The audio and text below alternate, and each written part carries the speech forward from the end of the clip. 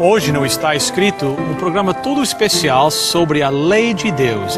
Eu espero que você fique conosco para uma discussão muito importante com o nosso convidado especial vindo diretamente do Brasil, Dr. Alberto Tim. O Está Escrito começa agora.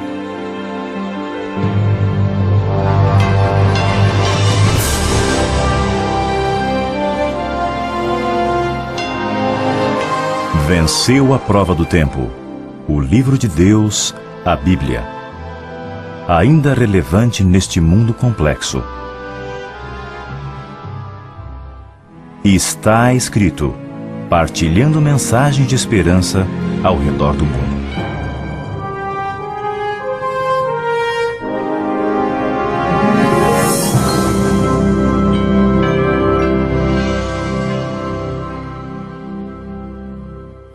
Bem, gostaríamos de dar as boas-vindas aos nossos telespectadores a mais um programa do Está Escrito. E de maneira muito especial também agradecer ao nosso convidado especial, Dr. Tim, que vem do Brasil. Muito obrigado por o senhor ter aceito nosso convite para estar aqui conosco. É uma grande satisfação participar desse programa tão importante, tão querido e que tantas pessoas apreciam. Obrigado, foi um prazer para nós.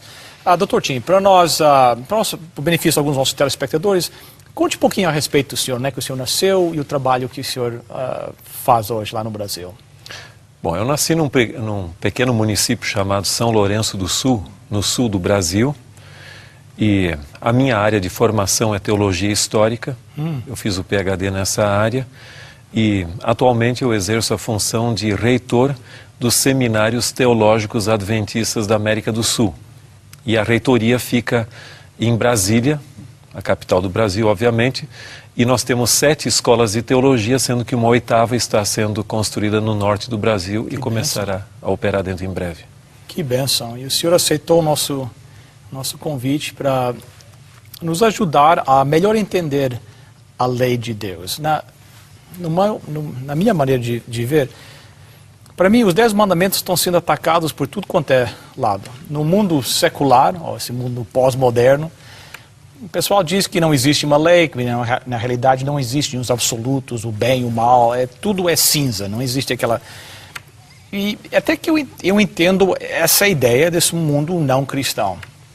Mas parece que até mesmo dentro do mundo cristão, existem cristãos que estão dizendo que ou a lei de Deus foi abolida, ou que nós não precisamos obedecer a lei, que nós somos salvos pela graça, então a lei não tem nada a ver.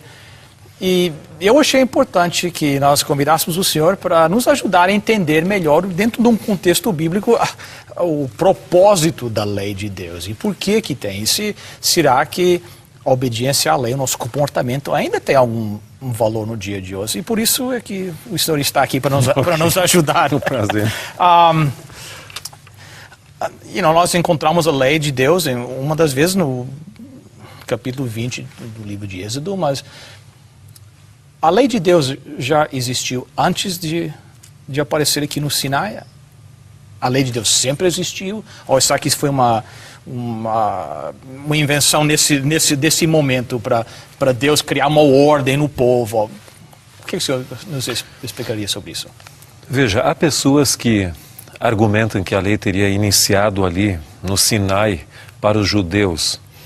Mas, voltando a essa questão que você mencionou inicialmente, que é a questão de que nós não temos lei e que a lei não é necessária. Uma das melhores formas, como disse uma vez um teólogo, de se entender a importância de algo é negar aquele algo. Vamos supor o seguinte: a lei diz não matarás. Então quer dizer que agora eu estou liberado para matar seres humanos? A Bíblia diz não adulterarás. Estou eu agora liberado para isso? Ou diz não furtarás, ou eu não posso tirar algo que pertence a outra pessoa. Estou liberado agora a me apropriar de outras questões. Então muitas vezes quando alguém vem com uma ideia, ela nem sempre mede as últimas consequências da sua ideia. Então, se nós negássemos os mandamentos, nós estaríamos construindo uma antissociedade, porque a vida social precisa de ter alguns parâmetros. Agora, lendo os próprios 10 mandamentos, nós vemos que muitos desses mandamentos realmente são princípios que toda a sociedade precisaria viver.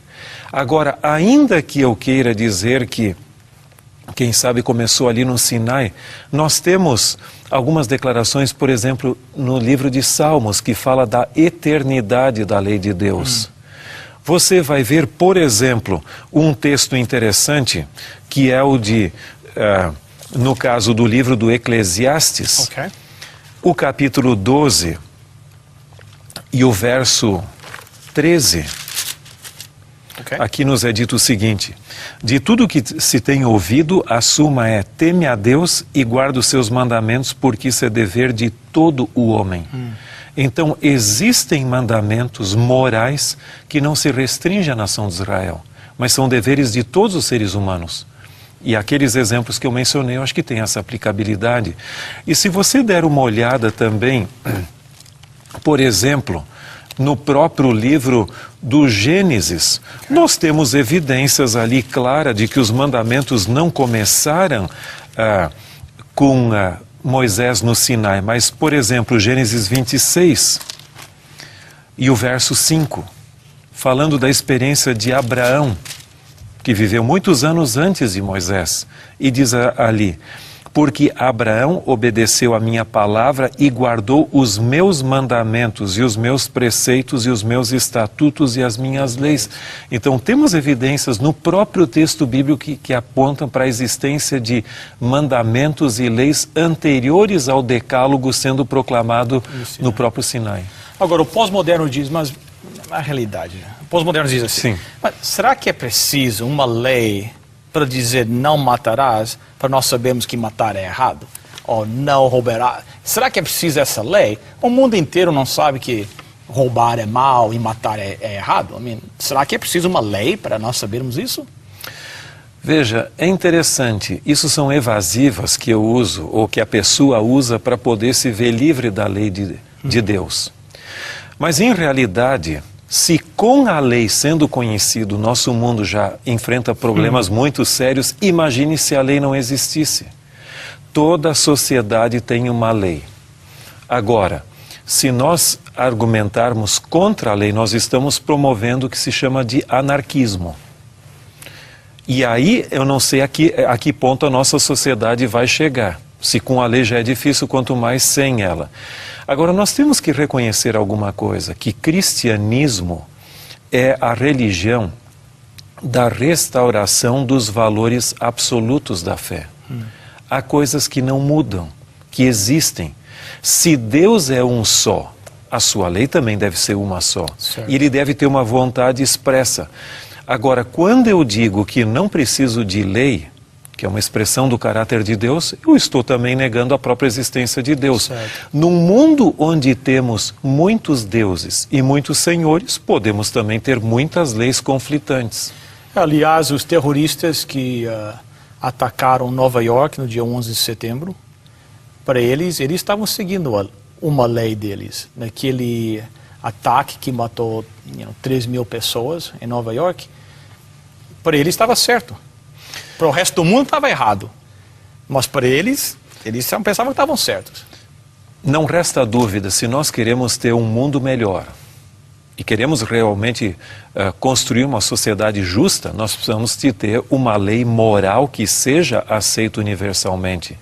Agora, se a minha lei é uma e a sua lei é outra, e quem sabe de algum de nossos telespectadores tiverem uma outra lei,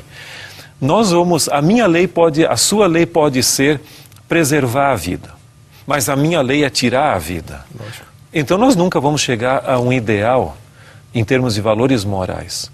E realmente os 10 mandamentos são o padrão, o resumo praticamente, e o texto bíblico até chama essa de lei do amor.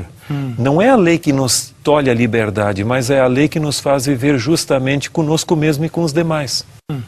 Vamos olhar a lei de Deus, que eu acho que mesmo até na maneira que a lei é estruturada aqui, existem algumas lições até que interessantes, né? Quem sabe o senhor podia nos comentar um pouquinho sobre isso, sobre a estrutura aqui da lei, que eu acho interessante. É interessante. Indo um pouquinho no contexto, você sabe que o povo de Israel era cativo no Egito. E ali perdeu muito dos valores morais e religiosos numa sociedade totalmente politeísta, com outros valores. E Deus tira o seu povo do Egito e então leva ao Sinai e ali proclama a sua lei. Algumas pessoas creem, ou pelo menos acreditam, que os 10 mandamentos têm um teor legalista. Ou seja, que é uma lei da negação, porque muitos dos mandamentos começam com não, não, não. Então que nos tolhe a liberdade, mas não é o caso. É interessante que em Êxodo 20, onde aparecem os 10 mandamentos, nós temos os 2 primeiros versículos que normalmente são deixados de fora quando se lê a lei. Certo. Mas essa é a pequena introdução aos 10 mandamentos, onde nos é dito: então falou Deus todas estas palavras: eu sou o Senhor teu Deus, que te tirei da terra do Egito, da casa da servidão. Então, em primeiro lugar, Deus proclama a sua salvação. Ou, em outras palavras, ele relembra a salvação que já foi operada anteriormente. Deus primeiro salvou o seu povo do Egito, traz para lá e agora ele proclama a sua lei. É interessante que há um grande teólogo alemão já falecido chamado Gerhard von Rath, e ele comentando na sua teologia do Antigo Testamento o Deuteronômio, porque o livro do Deuteronômio é a repetição da lei de uma forma oral. E ele diz ali que no Deuteronômio, antes dos imperativos, vêm os indicativos. Isso pode parecer um pouquinho complicado, mas o que significaria? Antes do imperativo, faça isso, não faça aquilo, vem o indicativo da salvação. Deus salva o seu povo, coloca em condição de obediência e diz: veja, agora que você está salvo, obedeça à minha vontade, à minha lei. E aqui nós temos primeiro a declaração da graça de Deus. Ou seja, a graça, eles foram salvos pela graça. E até no Deuteronômio é dito o seguinte: o Senhor vos escolheu não porque fossem os mais poderosos, mais numerosos, mas porque o Senhor vos amava. Certo. E agora, quando nós entramos diretamente nos 10 mandamentos, lembra que quando Deus proclamou a sua lei no Sinai, e depois ele escreveu em 2 tábuas de pedra, não em uma só, em 2. E você vai ver que tem 4 mandamentos, os primeiros 4, que se referem ao nosso relacionamento com Deus. E os outros 6, nosso relacionamento com o ser humano. Então, primeiro vem o nosso relacionamento com Deus, ou seja, a dimensão vertical. E depois a dimensão horizontal do nosso relacionamento com nossos seres humanos. Eu estava lendo outro dia um livro de Taylor Bunch, onde o autor dizia o seguinte: quando Adão foi criado, ele ainda não tinha outros seres humanos. Então, a coisa começou com os mandamentos relacionados com Deus. Mas tão logo Eva foi criada, ele já teve que começar a aplicar também os mandamentos para com o relacionamento social. Interessante.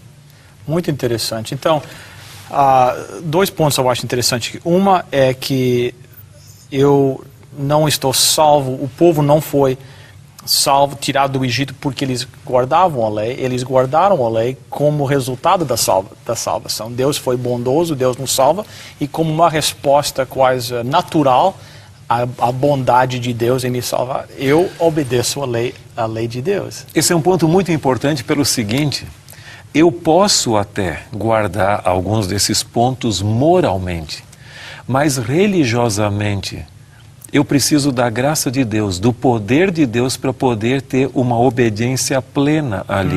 Do contrário, vira mero moralismo, o formalismo, como alguns dos líderes religiosos da época de Cristo acabaram incorrendo nesse tipo de religião que era formal, mas que realmente não era uma transformação interior da vida. Então seria um argumento contra aquelas pessoas que dizem: não, mas eu não sou cristão, mas eu não mato, eu não roubo, eu fico só com a minha esposa, entendeu? Então, para eles, tecnicamente, eles estão seguindo a lei.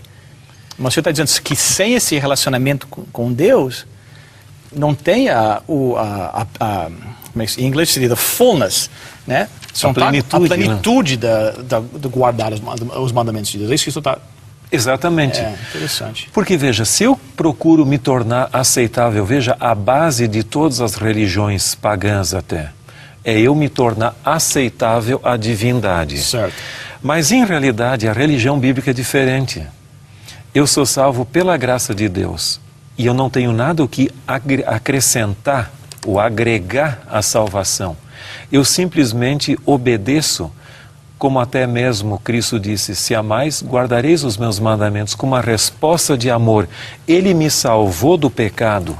E Paulo fala em Efésios 2, 1 e 5, que nós naturalmente somos mortos em delitos e pecados. E ele nos salvou por sua graça. Agora, uma vez salvo, vai ser uma alegria fazer a vontade de Deus. Porque a lei é uma expressão do seu caráter. Veja, quando você perguntou sobre a questão da eternidade da lei de Deus, se nós entendemos os mandamentos morais da lei de Deus como sendo uma expressão do caráter de Deus, da sua vontade, se Deus é eterno, consequentemente a sua lei deve ser eterna, a não ser que eu digo que Deus numa época cria de um jeito e depois virou para outro lado. Lógico. Mas isso aí seria totalmente inadmissível, né? Certo. Interessante. Então, a minha resposta à lei de Deus não é apenas, como é que se diz, a ausência. Por exemplo, algumas pessoas pensam que eu posso me fechar num quarto, entendeu? E não fazer nada disso que Deus fala, não matarei. E estou guardando a lei. Não, na realidade, não estou guardando a lei. No mandamento não matarás, existe a implicação, por exemplo, do outro lado. Então, se eu não mato, mas Deus espera que eu faça outra coisa, o lado positivo, o lado da minha resposta.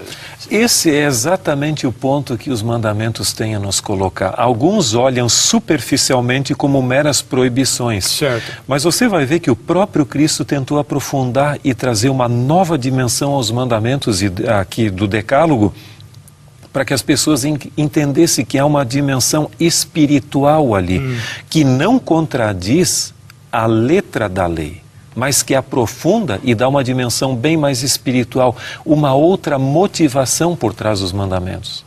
Gostaria de falar um pouquinho sobre isso, sobre essa aplicação assim, prática dessa exibição da lei na nossa vida. Veja, eu creio que nós não conseguiremos entender bem o que a lei representa para nós como cristãos, se a gente não tiver em mente uma promessa que se encontra em Jeremias, o capítulo 31, os versos 31 a 33, que para mim é um dos textos mais bonitos sobre a lei que nós encontramos no próprio Antigo Testamento.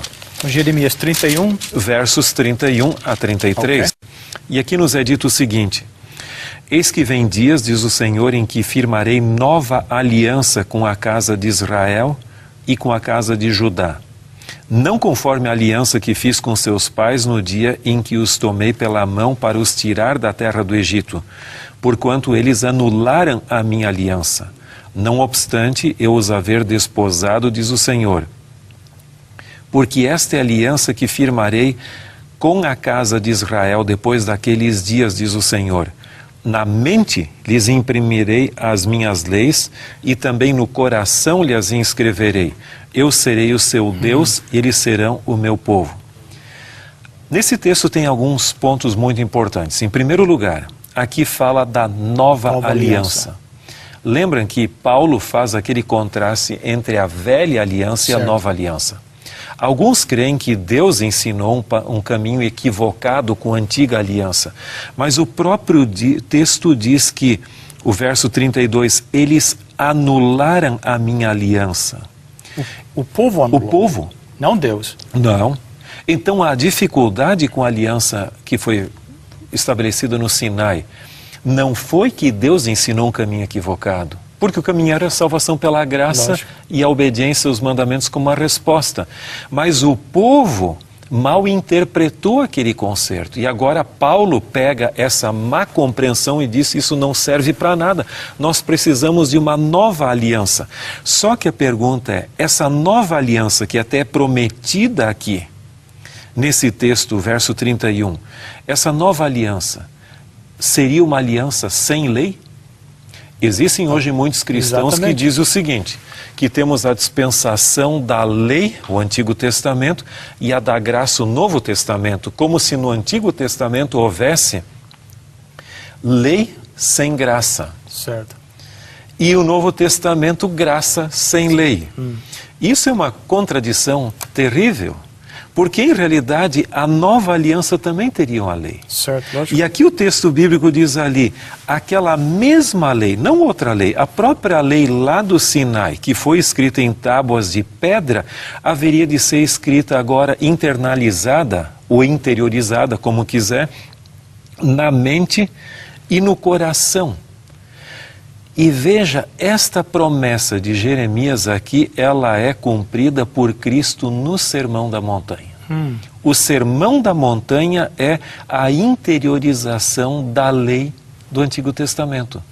Então, se nós... Então, o problema da primeira aliança, será que eu estou entendendo certo? Era exatamente que não estava escrito na mente deles nem no coração. Era uma obediência externa e não internalizada. Mero formalismo, exatamente aquilo que você falou. O indivíduo vai lá e diz, eu não mato, eu não roubo, estou cumprindo a lei. Sim, mas ficou simplesmente algo exterior, quando o coração mesmo não seguia o que deveria ser. Desculpa, eu interrompi o senhor. Não, mas muito apropriado. Vamos abrir a Bíblia ali no Sermão da Montanha, que é Mateus capítulo 5 em diante, onde nós temos o início do sermão, que vai até o capítulo 7, seria o capítulo 5, 6 e 7. Veja, Jesus fala ali das bem-aventuranças no início. E aquilo é exatamente, para nós parece ser tão confortador, mas é uma pancada, assim dizendo, no formalismo religioso. Bem-aventurados os limpos de coração, o verso 8 ali. Então Jesus está falando não do exterior, do interior. Tudo bem que vocês estão limpinhos por fora, mas o que precisa é limpar o interior. Exatamente. E quando você vai no verso 17, Mateus 5, 17 é dito, não penseis que vim revogar a lei ou os profetas, não vim para revogar, vim para cumprir. Porque em verdade vos digo que até que o céu e a terra passem, nenhum i ou um tio jamais passará da lei, até que tudo se cumpra. E aí continua. Agora, quando você for ver, aqui está o princípio. Jesus mesmo diz, eu não vim abolir a lei, eu vim cumprir, ou seja, ainda dá maior força. E por incrível que pareça, ele passa a citar mandamentos. Alguns, daquilo que se chama lei de Moisés, mas pelo menos dois deles, em termos de ilustração, tirados do próprio Decálogo, ou dos 10 mandamentos. Veja o verso 21. Ouvisse que foi dito aos antigos, não matarás, e quem matar estará sujeito a julgamento. Eu, porém, vos digo. Alguns leem essa expressão, eu, porém, vos digo, é como Jesus está eliminando. Eliminando o primeiro, ok.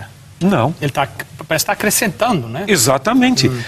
Não matarás. Eu, porém, vos digo, todo aquele que sem motivo se irar contra o seu irmão está sujeito a julgamento. Você percebe que aqui Jesus condena não apenas o ato de tirar a vida, mas ele aprofunda ao ponto de que alguém tiver ódio contra outra pessoa ou ira, ele já está transgredindo a lei? E se você for lá no versículo 27, ouvisses que foi dito, não adulterarás. Tá bom, eu não vou adulterar com a pessoa. Mas o verso 28 diz, eu porém vos digo. E ele não está anulando, ele diz, qualquer que olhar para uma mulher com intenção impura no coração já adulterou com ele. Você percebe que aqui Jesus está condenando não só o ato de matar, ou o ato de adulterar, mas a própria intenção mental que leva a isso. Consequentemente, o momento de eu me arrepender não é depois que eu matei uma pessoa, mas quando o ódio já me veio no meu coração, ou não é depois que eu já cometi o adultério, mas quando a minha mente sensualmente já começou a dar o alarme, a coisa está errada. Então você vai ver que o Sermão da Montanha é um aprofundamento espiritual, uma internalização ou interiorização dos princípios dos 10 mandamentos. Quando a lei está escrita no coração e na mente, a pessoa começa a se comportar dessa. Essa seria então a demonstração externa da presença da lei de Deus no coração. Lógico, e aí a lei assume a sua verdadeira dimensão e mais do que isso, vai ser um prazer obedecer à lei. Porque enquanto minha mente está numa direção, meu comportamento pode estar no outro, eu vou ter um conflito de interesses. Porque socialmente eu me refreio ou restrinjo, o termo que você quiser usar, mas a minha mente está em outra direção. Eu não vou adulterar porque eu não quero perder minha família, mas quão bom seria se eu pudesse ter um affair, como se diz em inglês, quando em verdade não é, isso já é transgressão da lei. Por incrível que pareça, nosso tempo já passou. Então gostaria de convidar o senhor para nos levar a um estudo mandamento por mandamento. O senhor, será que podia fazer isso para nós? Com muito prazer. Vamos orar. Ok. Nosso Deus e nosso Pai, nós te agradecemos pela tua lei, pelos teus princípios que nos levam a uma vida de liberdade, de alegria e de paz. Esteja com cada telespectador nesta hora. Nós te suplicamos em nome e por amor de Jesus. Amém. Amém. Bem, Dr. Tim, muito obrigado por estar conosco e nós estamos ansiosos para iniciar nosso estudo dos 10 mandamentos. Será um grande prazer estar com você e com nossos telespectadores também. Obrigado. Aos nossos telespectadores, espero que vocês estejam conosco na próxima semana. No entretanto, lembre-se de visitar o nosso website, estaescrito.ca. Até lá, lembre-se, está escrito: nem só de pão viverá o homem, mas de toda a palavra que procede da boca de Deus.